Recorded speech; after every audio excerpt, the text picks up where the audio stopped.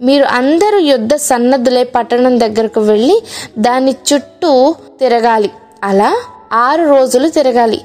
7 యాజకులు పొట్టేలు కొమ్ము బూరలు పట్టుకొని 7 రోజులు మీరు పట్టణం చుట్టూ 7 సార్లు తిరుగుతూ ఉండగా బూరలు పట్టుకున్న యాజకులు బూరలు ఊదాలి.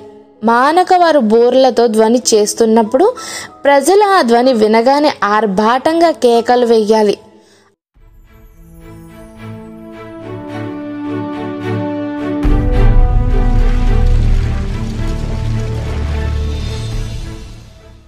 అప్పుడు ఆ పట్టణము గోడ కూలిపోతుంది అని చెప్తారు. అప్పుడు యెహోషువ యాజకులను పిలిచి, మీరు నిబంధన మందసాన్ని ఎత్తుకొని మోయండి. 7 యాజకులు మందసానికి ముందు 7 పొట్టేలు బూరలు పట్టుకొని నడవాలి అని చెప్పి యాజకులకు చెప్పి అదే ఆజ్ఞను ప్రజలకు కూడా ఇస్తారు. యెహోషువ ఆజ్ఞాపించిన తరువాత 7 పొట్టేలు కొమ్ములను పట్టుకొనిన యాజకులు యెహోవా సన్నిధిలో ఆ బూరలు ఊదుతూ ఉండగా యెహోవా మందసం వారి వెంట నడిచింది. యోధులు బూరలు ఊదుచు యాజకులు ముందర నడిచారు. దండు వెనకాల ఉన్నవారు మందసం వెనకాల నడిచారు. యాజకులు వెళ్తూ బూరలు ఊదారు.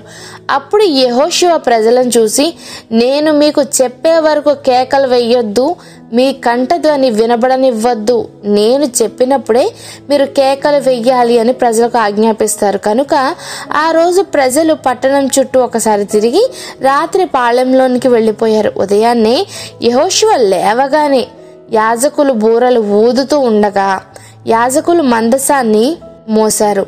యెహోషువ చెప్పినట్లుగానే ప్రజలు మందసానికి వెనుక నడిచారు. ఇలా మొత్తం 6 రోజులు మౌనంగానే నడిచారు. ఇంకా 7వ రోజు 7 సార్లు పట్టణం చుట్టూ తిరిగారు. యాజకులు 7వసారి బూర ఊదినప్పుడు యెహోషువ, ఇప్పుడు కేకలు వేయండి, యెహోవా ఈ పట్టణమును మీ చేతికి అప్పగిస్తున్నారు. అయితే ఈ పట్టణము దీనిలోని ప్రతి వస్తువు యెహోవా వలన శపించబడినది. రాహాబు అనే వేశ్య మనం పంపిన దూతలను దాచిపెట్టింది కనుక రాహాబును రాహాబు యొక్క ఇంటి వారు మాత్రమే ఈ పట్టణంలో బ్రతుకుతారు.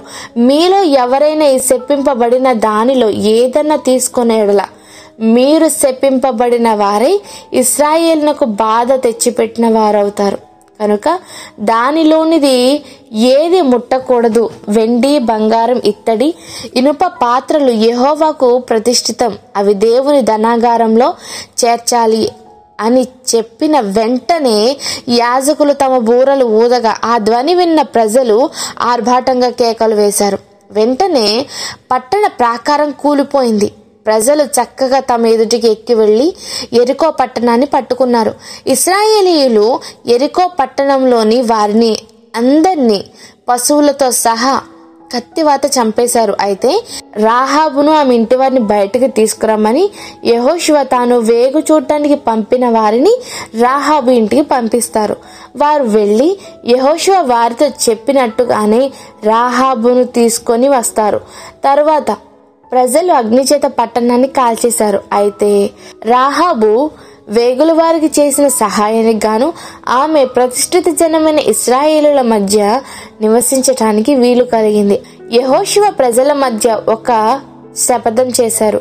ఎవరైతే యెరికో పట్టణంను కట్టడానికి పూనుకుంటాడో వారు యెహోవా దృష్టికి శాపగ్రస్తులుగా మార్చబడతారు. వారు ఈ పట్టణ పునాది వెయ్యగానే అతని యొక్క పెద్ద కొడుకు చనిపోతాడని, తలుపు నిలబెడితే వాని చిన్న కొడుకు చనిపోతాడని చెప్తాడు.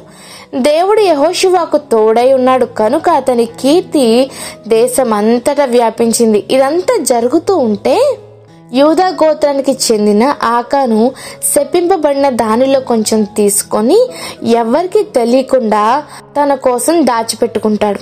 దేవుడు వారికి విజయం ఇచ్చారని ప్రజలు ఎంతో సంతోషంగా ఉంటారు. అప్పుడు యెహోషువ బేతేలుకు తూర్పున ఉన్న హాయి పట్టణాన్ని వేగు చూడమని మనుషులను పంపిస్తే వారు వెళ్లి చూసి తిరిగి వచ్చి, హాయి ప్రజలు చాలా తక్కువ మంది ఉన్నారు, మనం అందరం యుద్ధానికి వెళ్ళనవసరం లేదు, 2 లేదా 3 వేల మంది సరిపోతారని చెప్తే యెహోషువ వారు అన్నట్టుగానే ఇంచుమించు 3 వేల మందిని యుద్ధానికి హాయి మీదకి పంపితే వీరు హాయి వారి ఎదుట నిలబడలేకపోయారు. హాయి వారు ఇశ్రాయేలు ప్రజలలో 36 మందిని పట్టుకొని చంపేశారు. ఇంకా వారి గవని దగ్గర నుండి షేబారీము వరకు వారిని తరిమి మెరాదులో వారిని చంపేశారు. ఇది విన్న ఇశ్రాయేలీయుల గుండెలు నీరైపోయాయి.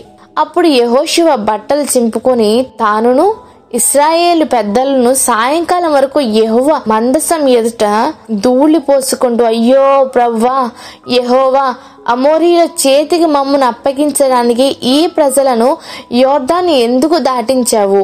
మేము నది అవతల ఉంటే మాకు మేలు ప్రవ్వా, కనికరించు. ఇశ్రాయేలు ప్రజలు తమ శత్రువులు ఎదుట నిలువలేక వెనుకకు తిరిగినందుకు నేనేమి చెప్పగలను?